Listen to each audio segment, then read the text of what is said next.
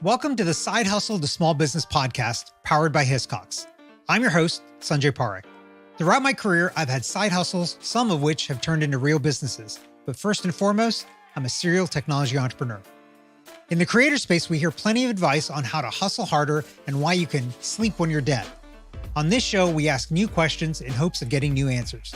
Questions like, how can small businesses work smarter? How do you achieve balance between work and family? How can we redefine success in our businesses so that we don't burn out after year 3?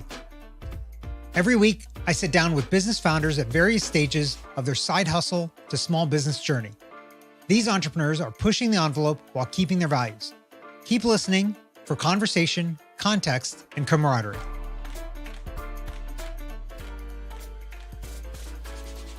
Do you think email is dead? Paige Perino doesn't think so. Through her experience in email marketing, Paige has seen firsthand the value that email has on a business. She started her company, Paige Perino Marketing, to support e-commerce businesses in their marketing efforts.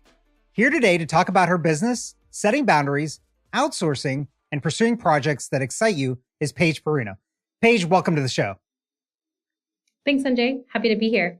Yeah, I'm excited to have you because, email marketing is actually one of those things that people think about, but I don't know if they necessarily do that well. And there's a lot to it now, right? It's not like the early days of email. But before we get into all of that, let's talk about your background a little bit. Can you give us a little, just 2-minute sketch about who you are, where you come from, and how you got here? Sure, absolutely. So I grew up in Georgia and I went to the University of Georgia where I got a degree in marketing. And there I met my husband who was in the Marine Corps. So he went to the Marine Corps after college. And right after college, him and I moved to the DC area. So that way he could finish, his Marine Corps training.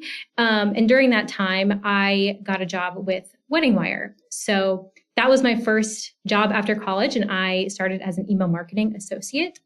So entry-level position, and learned everything that I could, during that position where, I'm coding, I'm doing, learning all the basics. Shortly after that, we moved to California because he got stationed at Camp Pendleton. So I was fortunate enough to continue working remotely for Wedding Wire, and I worked there for about 4 years. And then in, I believe, August of 2021, I started my career as a full-time email marketing freelancer. So when you went to school and then got that first job, was email actually something that you were thinking that you were going to do? Or is this something that just happened to you getting that first job? So kind of a mix of both. I knew I wanted to do marketing, specifically digital marketing. And I didn't know if that meant social media or email marketing. But when I was in college, I was working with a local boutique, helping them with kind of all of their marketing. So I was able to do a little bit of everything, which exposed me to email marketing. And then once I got the job with Wedding Wire, it was like then where I was like, oh, wow, there's a lot of potential here with email, and it's very niche, I think. And it's a pretty specialized skill. So I was excited to learn more about this one very niche part of marketing. Yeah. So, okay. So you were doing the the remote work thing before the pandemic hit. So you were early on in that, which is kind of interesting. But when you were doing that then remotely, when did it come up to you that, hey, you know what, I want to kind of branch out on my own? Yeah, funny enough, it was actually because of a TikTok that I saw. So I really kind of credit the start of my career to TikTok. It's crazy because, during that time, everyone's home, lockdown, everyone's on TikTok, it felt like. And I came across this video of someone sharing their experience as a virtual assistant and how they were helping clients with Pinterest marketing, social media marketing. And they were talking about creating their own hours, setting their own rates.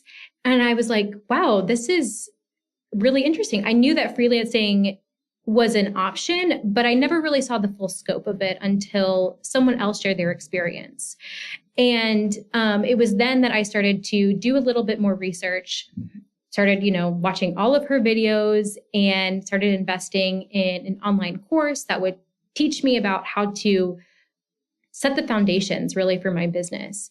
And yeah, I really, like I said, credit this TikTok for showing me, what I could do with my skills in email marketing as a business owner.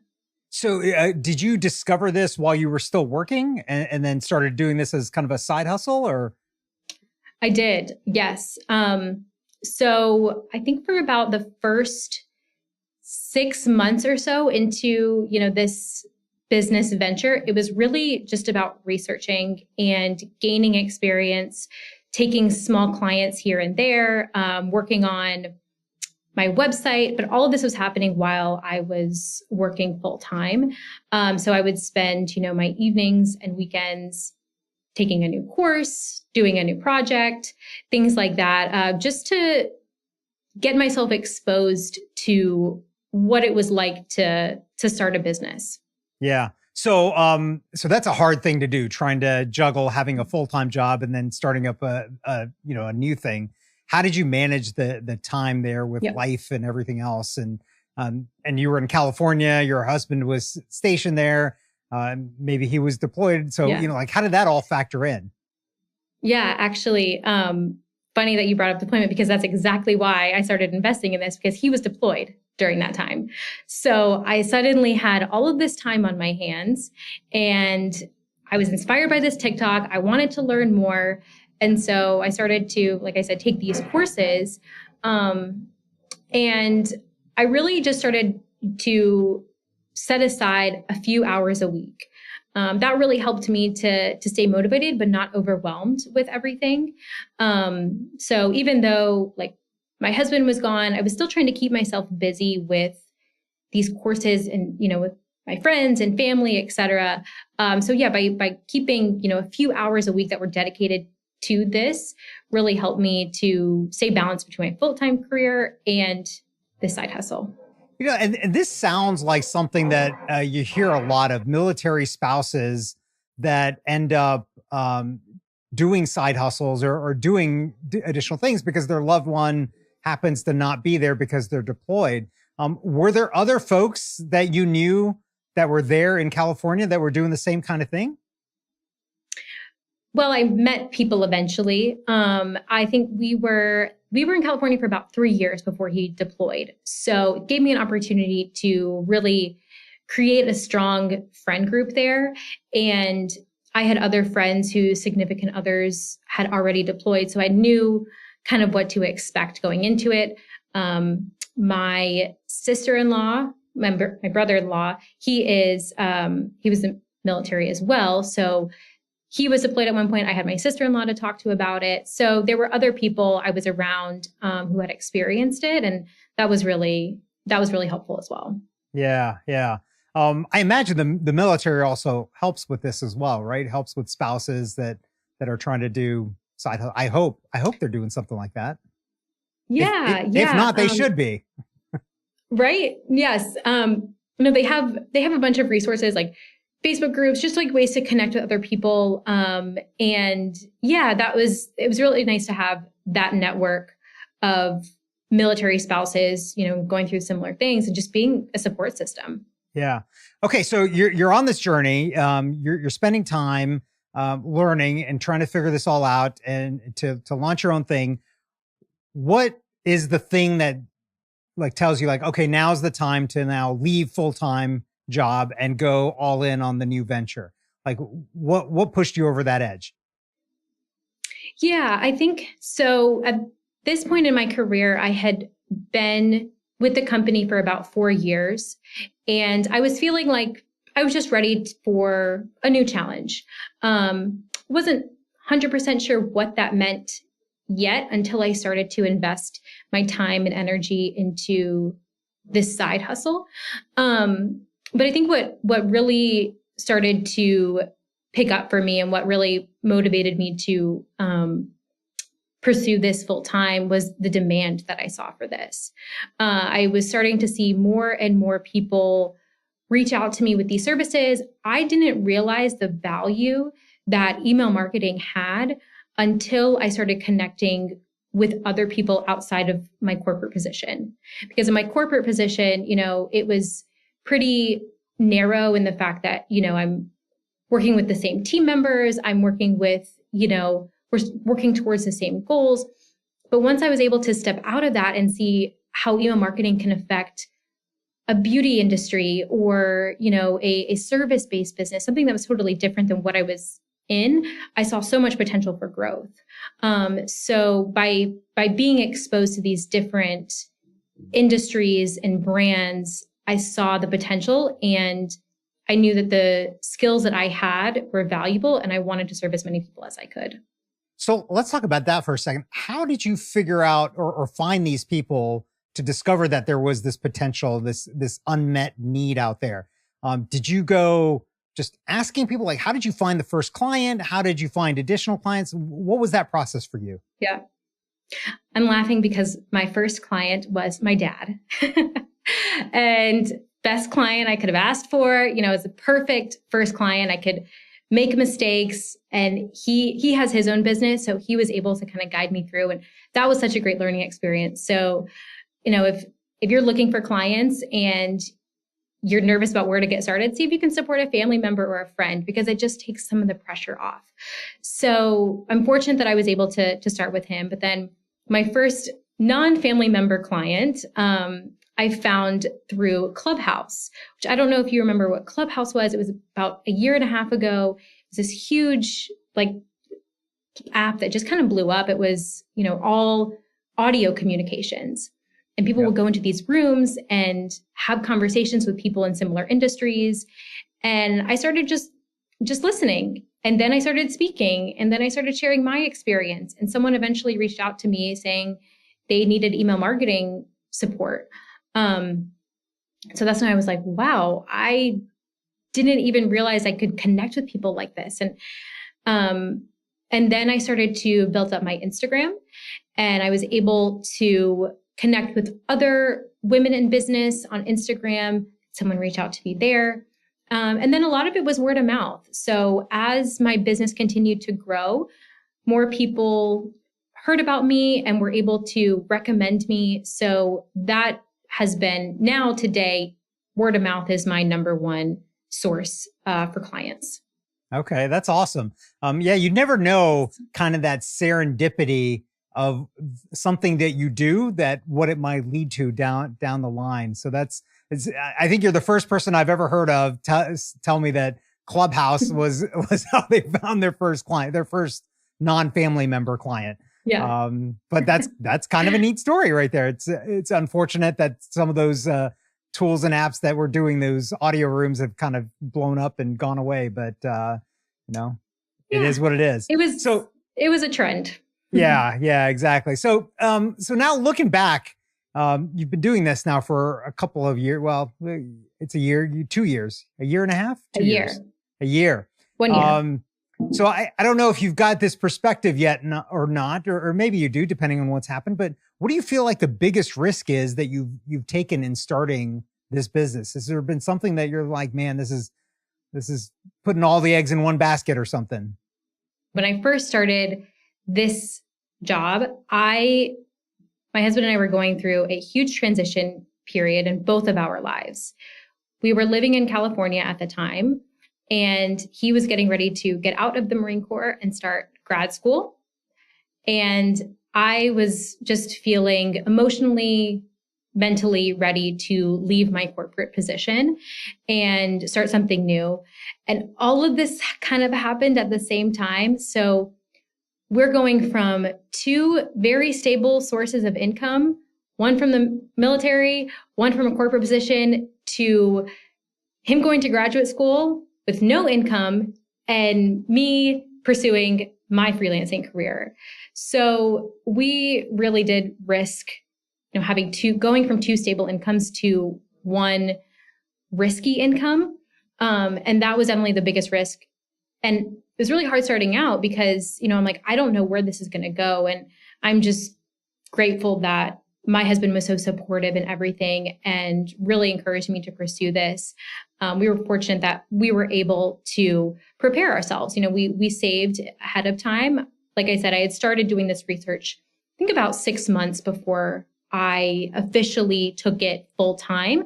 So during that time, I'm saving up and I'm just giving myself a little bit of extra cushion. So that way I knew once it was time for both of us to leave our positions, we were able to do this. So yeah, that was definitely going from 2 stable incomes to 1 is definitely the biggest risk that I took. Yeah. And I will say this, listeners of this podcast, I think have probably heard me say this before, is that I actually reframe those kinds of risks and say that you actually went from a risky job to a less risky job because now the only person that can fire you is you. Whereas when you used to work for a corporate position, there were people that could fire you and you didn't know coming into the job any, random day if that was going to be the day. Whereas now every day, if you're going to get fired or not, because it's only you, and it all kind of relies on you making it. So I think you've taken the less risky path. So you've actually de-risked. Well, thank you. From before. So good on you. Okay, let's switch gears a little bit and talk about balance and how do you kind of balance all of these things. So your husband's back, not deployed, but now he's going to grad school. So that's a whole nother thing. But how do you balance your business and prioritizing time with your family and friends and everybody else like that? How do you think about that? And how do you make sure that happens? How do you protect those boundaries to make sure that you can, spend the time where you want it to be? Yeah, absolutely. And it's tough. I'm not going to lie. It's hard to maintain those boundaries and set specific guidelines, for yourself and expectations. With my husband being in grad school, he is so busy during the week. So I'm really busy during the week. So, during that time, we both are focused on our own things, which really works for us. And it makes our weekends that much more sacred. And we really prioritize the time that we get to spend together in the evenings and on the weekends. So I am very protective of that time. I do my best not to check emails, get on Slack. Like I'm really focused on the time that I do have with my husband as being present. So yeah, I think, we both understand that during the week, we're doing everything that we can. We're setting the time, we're hustling. And then the weekends are really our sacred time together. So really try to maximize that.